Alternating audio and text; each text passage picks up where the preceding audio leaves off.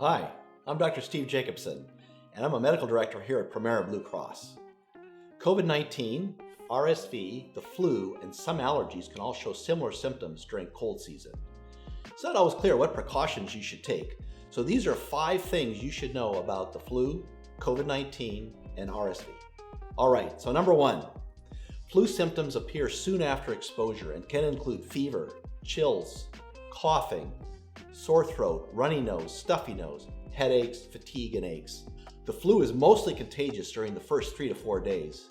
It is a serious illness that can be fatal, and because it changes every year, everyone who can should get a flu shot before flu season begins in November. Number 2, COVID-19 symptoms are not as clear-cut as they used to be. Changes in taste and smell are no longer considered good indicators of a COVID infection. The new variants can have symptoms similar to the flu, which makes it hard to know what you have. COVID is contagious for 2 to 3 days before symptoms appear and up to 8 days after they end.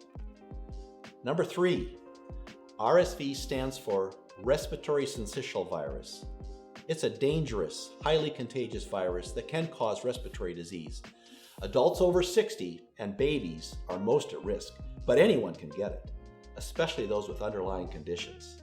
Symptoms of RSV usually show up 4 to 6 days after exposure and are very similar to those of the flu. RSV is contagious for between 3 to 8 days, but you can also be contagious 1 to 2 days before symptoms even show. Talk to your healthcare provider about whether the RSV vaccine is right for you. Number 4, while all 3 viruses have similar symptoms, you can rule out COVID-19 by taking a test. If you have symptoms or if you've been exposed to COVID, you should test at home first. You can still get tests from your provider, local pharmacy, or from the government.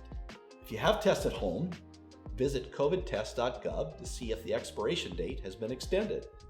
Number 5, if you test positive for COVID-19 or think you've been exposed, you should self-isolate at home for at least 5 days after the test date.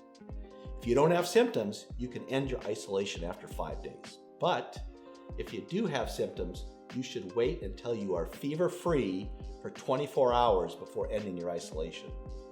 After ending isolation, you should wear a mask around others for at least 10 days. And that's all 5. If you have any of the symptoms mentioned, you should seek treatment as soon as possible.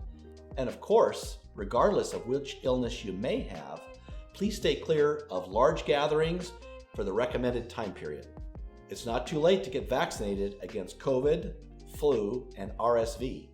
This is the first time vaccines are available for all 3 common fall and winter illnesses. Talk to your primary care provider about which vaccines are right for you. If you don't have a primary care provider, you can connect with one using Premera's Find a Doctor tool. The more information you have, the safer you, your family, and your community will be.